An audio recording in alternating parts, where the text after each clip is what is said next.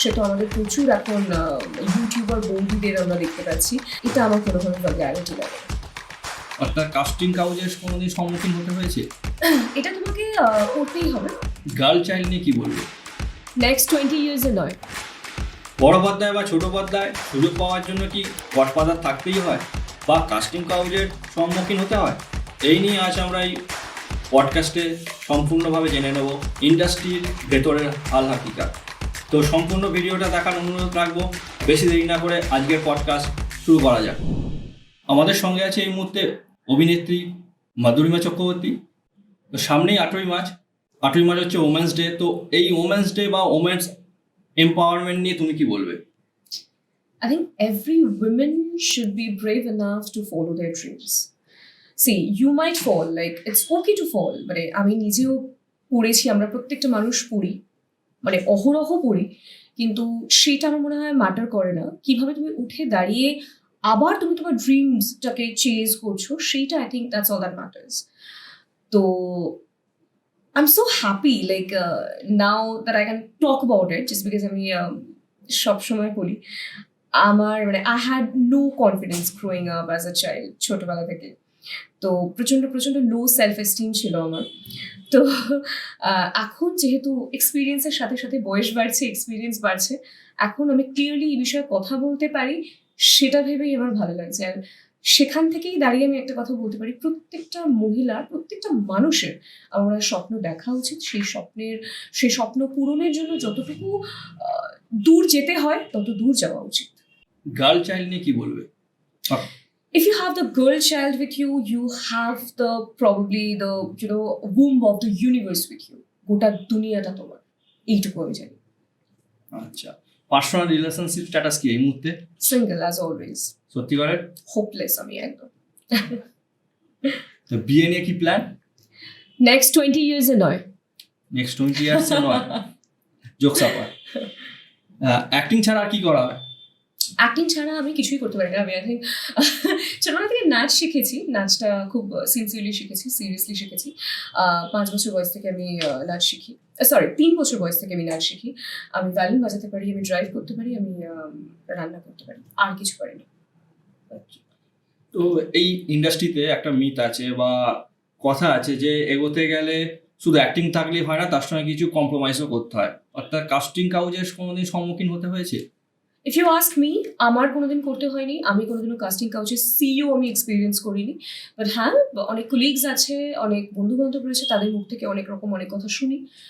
বহুবার শুনেছি casting couch নিয়ে, বাট আমার কোনো এক্সপিরিয়েন্স এই বিষয় নেই, তো আমি এই বিষয়ে কোনো কথা বলতে পারবো না। কেরিয়ার এবং পার্সোনাল লাইফের মধ্যে কি করে ব্যালেন্স করা হয়? এটা তোমাকে করতেই হবে। পার্সোনাল আর প্রফেশনাল লাইফ ব্যালেন্স তোমায় করতেই হবে। Even if you don't know, তোমাকে শিখতে হবে, তোমাকে জানতে হবে। এটা আমি এত বড় বড় কথা এই মুহূর্তে এই জন্য বলতে পারছি, জাস্ট বিকজ অনেক কিছু এক্সপিরিয়েন্স করেছি লাইফে। এই বোধহয় লাস্ট 2 ইয়ার্সে অনেক বেশি কিছু দেখে ফেলেছি লাইফে। তখন কি মনে হয়েছে, বিকজ আমি একদম জানতাম না আগে ব্যালেন্স করা লাইফ, মানে পার্সোনাল লাইফ প্রফেশনাল লাইফ একেবারে ব্যালেন্স করতে আমি জানতাম না। এখন শিখেছি, এখন বুঝেছি। তাই প্রত্যেককে, সবাইকে বলছি, যারা বিশেষ করে আমার থেকে কম বয়সী টিনেজার্স যারা রয়েছে, যারা এই প্রফেশনে আছে বা অন্যান্য প্রফেশনে রয়েছে, সবার আগে আই থিঙ্ক তোমাকে একটা জিনিস জানতে হবে, সেটা হচ্ছে প্রফেশনাল লাইফ আর পার্সোনাল লাইফ কীভাবে ব্যালেন্স করতে হবে। এটা আই থিঙ্ক মোস্ট ইম্পর্টেন্ট জিনিস লাইফে সাকসেসফুল হওয়ার জন্য। আচ্ছা, এরপর কি সিরিজ বা কি মুভিস আসতে চলেছে? আমি এই মুহূর্তে একটা মুভি শেষ করলাম, পারমিতাদির। আমার একটা প্রজেক্ট আসছে, একটা ওটিটি প্ল্যাটফর্মে, একটা খুব সুন্দর একটা ইম্পর্টেন্ট একটা ক্যারেক্টার করছি আমি। সেটার শুটিং স্টার্ট হচ্ছে এপ্রিলের ফার্স্ট উইক থেকে। আচ্ছা, সাহসী দৃশ্যে অভিনয় করা নিয়ে কি বলবে? আমি ভীতু, আমি ভীষণ ভীতু, আমি সব দিক দিয়ে ভীতু। সাহসী আমি একেবারেই নই। তো সাহসী দৃশ্যে কি করে অভিনয় করা হবে জানি না। একজন নিউ কামার যদি এই ইন্ডাস্ট্রিতে আসতে চায়, নিউ কামারও নয়, সেই যদি ড্রিম থাকে যে এন্টারটেনমেন্ট ইন্ডাস্ট্রিতে আসার, তো তাকে কিভাবে এবং কতগুলো স্টেপ তাকে ফলো করতে হবে? আই থিঙ্ক তাকে অভিনয়টা জানতে হবে। সে যদি অভিনেতা বা অভিনেত্রী হতে চায়, আমার মনে হয় অভিনয়টা জানলেই বাকি সব রাস্তাগুলো অটোমেটিক্যালি খুলে যাবে। এটাও আমি আমার এক্সপিরিয়েন্স থেকেই বলছি, বিকজ আমি অনেক কিছু হজবরল মাথার মধ্যে নিয়ে এসেছিলাম। সবসময় যেন ভাবতাম যে good looks good looks good looks একদম থাকতেই হবে, এই থাকতে হবে, ওই করতে হবে, সেই করতে হবে, কিছুই করতে হবে। আলটিমেটলি তোমাকে অভিনয়টাই জানতে হবে। অভিনয়টা যদি তুমি জানো, তাহলে সবকিছু I think will fall into places নিজের থেকে। মাধুরিমা চক্রবর্তী কি পুজো আর্চারা করে? মাধুরিমা চক্রবর্তীকে মাধুরিমা চক্রবর্তীর পিসি ঠাকুর ঘরে ঢুকতে দেয় না কেন আমি জানি না। মাধুরিমা চক্রবর্তী মাঝে মধ্যে ভীষণভাবে চায় যে পুজো আচ্ছা করবো, একটু স্পিরিচুয়াল হবো, এটা ওটা। মাধুরিমা চক্রবর্তী কিন্তু স্পিরিচুয়াল, বাট আমি জানি না কেন আমার পিসি সবসময় যেন বলে তুই ননভেজ খাস, তুই ঢুকবি না ঠাকুর ঘরে। তোমার পিসি আমাকে অ্যালাউ করে না ঠাকুর ঘরে, বাট সবসময় মনের থেকে একটা আধ্যাত্মিক ব্যাপার তো রয়েছে। সবসময় যেন ভগবানকে প্রচন্ডভাবে মানি। কোনো ভালো কাজ করার আগে বা শুটিং এ আসার আগে বা বাড়ি থেকে ইন শর্ট বেরোনোর আগে প্রত্যেক দিন ঠাকুরকে ডেকে এক মন দিয়ে প্রার্থনা করে বেরোনো হয়। বেঙ্গলি লুক ছাড়া আর কোন লুকে নিজেকে দেখতে চাও? মানে অ্যাজ অ্যান অ্যাক্টর বলছো নাকি এমনি? এমনি আই লাভ কাঞ্জিভারামস। আমি সব জায়গায় কাঞ্জিভারাম পরে যাই, ইন্টারভিউ দিতে যাই কাঞ্জিভারাম পরে, আমি শাড়ি ম্যাক্সিমাম পরি কাঞ্জিভারাম। তো আমার সাউথ ইন্ডিয়ান লুক আমার ভীষণ ভালো লাগে। আমি রিসেন্টলি ব্যাঙ্গালোরে একটা ইনগ্রেশন করে এসেছি। আমার কপাল এতটাই খারাপ যে সেখানে আমি কাঞ্জিভারাম ক্যারি করিনি, তো সেখানে আমাকে লাল পাড়ের সাদা শাড়ি পরে করতে হয়েছে। তো কাঞ্জিভারাম, আই লাভ কাঞ্জিভারামস। তো নিজেকে সবসময় কাঞ্জিভারামে দেখতে ভীষণ ভালো লাগে। তো আমরা দেখি যে সোশ্যাল মিডিয়াতে দেখতে পাই যে বিদেশ ভ্রমণ করা হয়, তো বিদেশের সঙ্গে আমাদের এই বাংলাকে কিভাবে তুলনা করবে? কোনো তুলনাই হয় না, এটা আমি বলার জন্য বলছি না, বিকজ বাংলার মাটি, বাংলার জল, বাংলার হাওয়া সবই একদম আমরা সবাই জানি যে এতটা এন্থু নিয়ে, এত ইন্টারেস্ট নিয়ে, এত আনন্দ করতে করতে বিদেশ যাচ্ছি যাই 4 থেকে 5টা দিন, তারপরে দমটা বন্ধ হয়ে আসে। বাকিদের কি হয় জানি না, আমি অ্যাটলিস্ট প্রচন্ড উতাবলা হয়ে পড়ি কতক্ষণে কলকাতা দেশের মাটিতে ফিরবো। তো বিদেশের সাথে কলকাতার কোনো তুলনা কোনোদিন ছিল না, কোনোদিন হবে না। আমাদের দেশ সবার আগে, সবার উপরে। দেশের বাড়ি কি কলকাতা? হ্যাঁ, আমার born and brought up Kolkata. আমার কি, আমার বাবার। এখন কি ইন্ডাস্ট্রিতে কাজ পেতে গেলে ইনস্টাগ্রামে ফলোয়ার থাকাটা কি important? I don't think so, just because তুমি কথাটা খুব ঠিকই বলেছো, এটা ভীষণভাবে কানে আসছে যে ফলোয়ার্স দেখে নাকি এখন কাস্টিং করা হচ্ছে। সেই বিষয়টা তার নিজের জায়গায় ঠিক, মানে ঠিক আছে, আমার এটা নিয়ে কোনো কথা বলার নেই, বাট আমার প্রবলেম অন্য জায়গায়। মানুষজন এত ফেক ফলোয়ার্স কিনছে আমাদের, মানে হাতে গোনা কয়েকজন অ্যাক্ট্রেসেস ছাড়া যাদের অ্যাকচুয়ালি জেনুইন অর্গ্যানিক্যালি ফলোয়ার্স বাড়ছে, অর্গ্যানিক্যালি জেনুইন ফলোয়ার্স রয়েছে, তাদেরগুলো বাদ দিয়ে বাকি এত ফলোয়ার্স কিনছে, এত ইনস্টাগ্রামটাকে প্রমোট করে ফেক ফলোয়ার্স, রোবট ফলোয়ার্স, এই সেই হানাথানা কিনছে। তো আমার মনে হয় ওই ফলোয়ার্স দেখে কাস্টিং করা হচ্ছে কিনা আই ডোন্ট নো, মানে এই ব্যাপারে আমার ঠিক জানা নেই।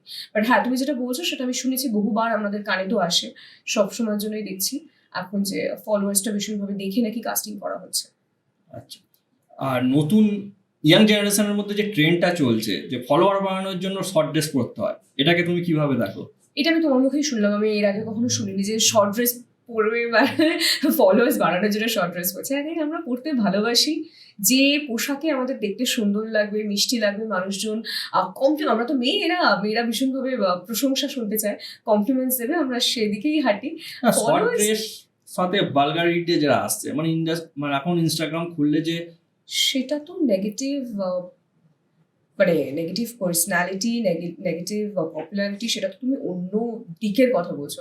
সে তো আমাদের প্রচুর এখন ইউটিউবার বৌদিদের আমরা দেখতে পাচ্ছি, তারা যেটা করছে সেটা নিয়ে আমাদের কথা না বলাটাই বেটার। তো সেটা আই থিঙ্ক ভালগ্যারিটি। বাট তুমি যেটা বলছো যে মেয়েদের শর্ট ড্রেসেস পরা, আমরা কিউট শর্ট ড্রেসেস পরে রিল বানাচ্ছি, এটা আমার কোনোভাবে ভালগ্যারিটি লাগে না, আজ অব্দি লাগেনি।